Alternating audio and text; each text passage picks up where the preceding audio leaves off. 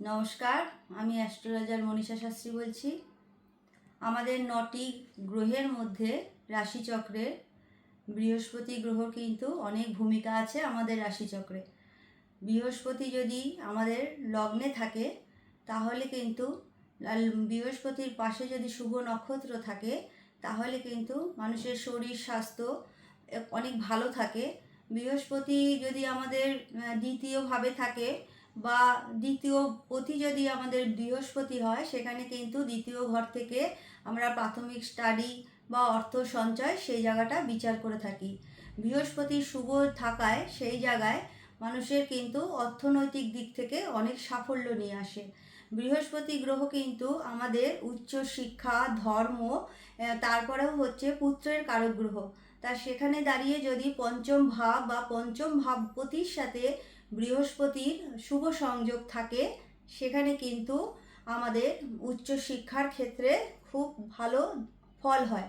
তা সেখানেও দাঁড়িয়ে আমাদের নবম ভাবটা যেহেতু ভাগ্যের ঘর, আর বৃহস্পতি থেকে কিন্তু আমরা ধর্মের বিচার করে থাকি। তা কারুর যদি নবমে বৃহস্পতি থাকে, শুভ নক্ষত্রে থাকে, এখানে নবতারা চক্রের খেম খেম খেম বলে একটা নবতারা চক্রে হয়, সেই জায়গায় কিন্তু বৃহস্পতির পাশে যদি দেখা যায় যে নক্ষত্রটা পড়লো সেটা খেম নক্ষত্র হলো, তাহলে কিন্তু এটা ধর্মের পথ খুব প্রশস্ত করে। সেখানে কিন্তু একটা আধ্যাত্মিক চেতনা নিয়ে আসে, মোক্ষের পথ সুগম হয়।